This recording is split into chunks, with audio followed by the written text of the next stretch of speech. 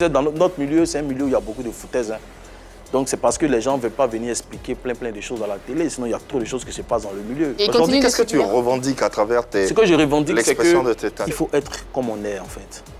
Il faut être comme on est. Voilà, tu vas arriver dans une famille, tu vas dire le monsieur, sa femme le commande, alors que sa femme est caractérée, lui il aime avec son caractère. Parce que sa femme, c'est pas parce que c'est son mari qu'il y a des choses, elle doit s'exprimer sur des choses qu'elle ne va pas le faire en fait.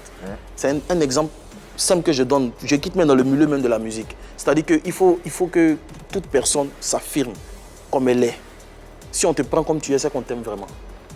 Aujourd'hui, si le même média t'invite, tu y vas, tu repars ou tu Oui, s'il m'invite, j'y vais. J'y vais, mais bon... De quelle façon? Voilà, non, j'y vais comme eux, ils voudraient que j'y aille. En fait. Voilà. Finalement, le combat ne va pas jusqu'au bout. Non, pas que le combat ne va pas jusqu'au bout.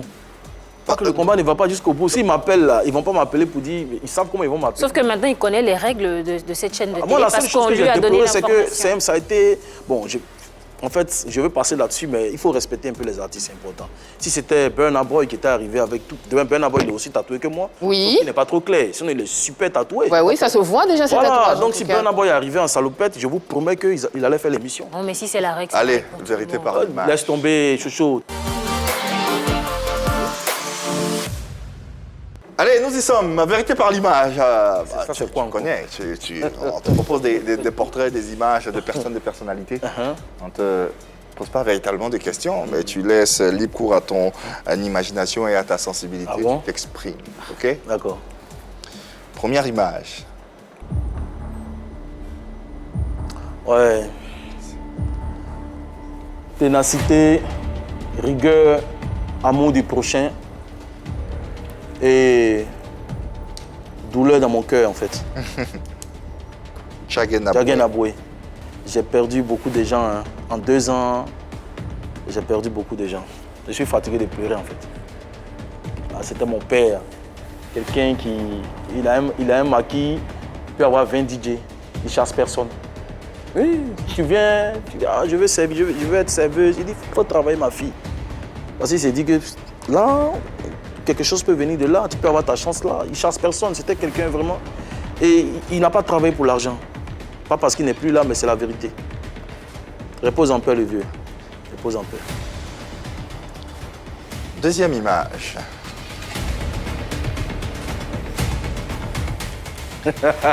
Eric Olomide, pourquoi ce rire? Hey, ça c'est mon frère. C'est mon frère, c'est mon frère. Des hauts et des bas, on s'est battu, on s'est réconcilié, on a tout fait. C'est battu? Oui, mais on a fait palabre. Des frères font palabre. On a fait palabre et tout, on s'est réconcilié. C'est mon frère. Ce monsieur... Quand tu dis battu, vous en êtes arrivé au point? Non, pas au point, mais c'est chamaillé en fait. Voilà. Ce monsieur, quand je commençais le métier de DJ, il arrivait des moments où je n'avais pas de domicile.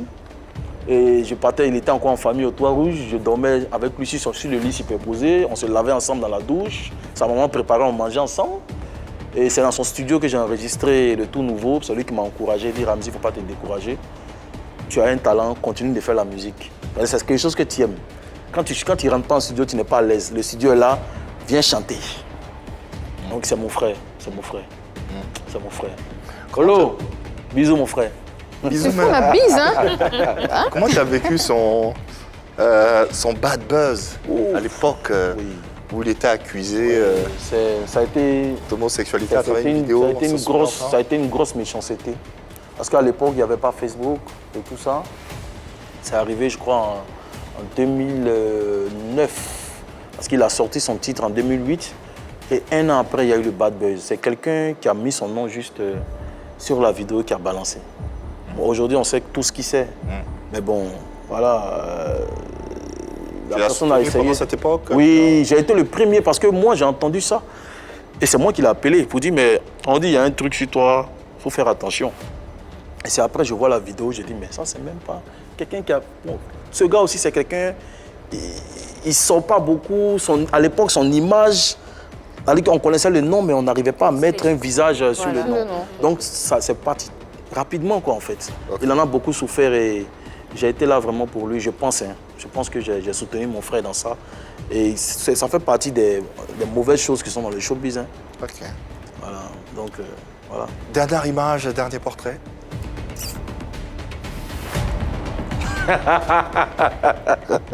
Ange Freddy, web humoriste. Oui.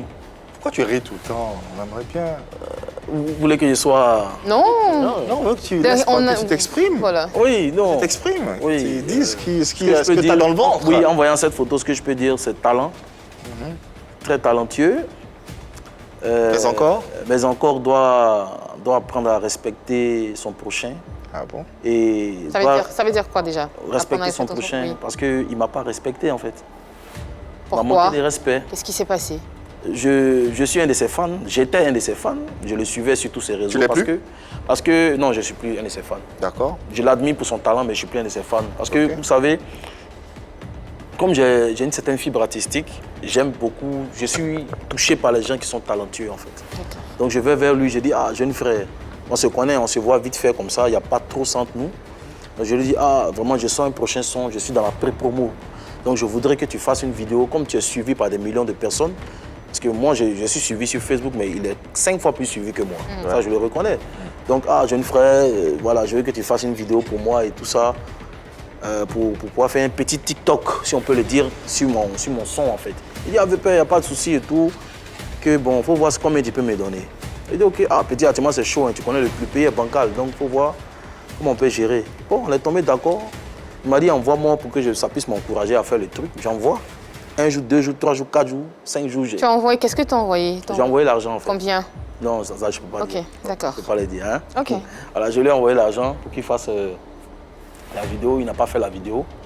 À un moment, il me dit oui, qu'il était en tournage, c'est pourquoi il n'a pas pu. J'ai dit ok, il n'y a pas de souci, j'attends un peu. J'attends un peu, il n'y a rien. Je l'appelle, il ne décroche pas. J'envoie des messages, il ne me répond pas du tout en fait. Donc finalement, ça faisait plus d'une semaine. J'ai dit bon, comme ça, c'est bon, ramène-moi l'argent. L'argent, je peux l'utiliser pour faire autre chose. La vidéo, il faut laisser que ce n'est pas toi qui dois m'aider pour ma promo, donc laisse tomber.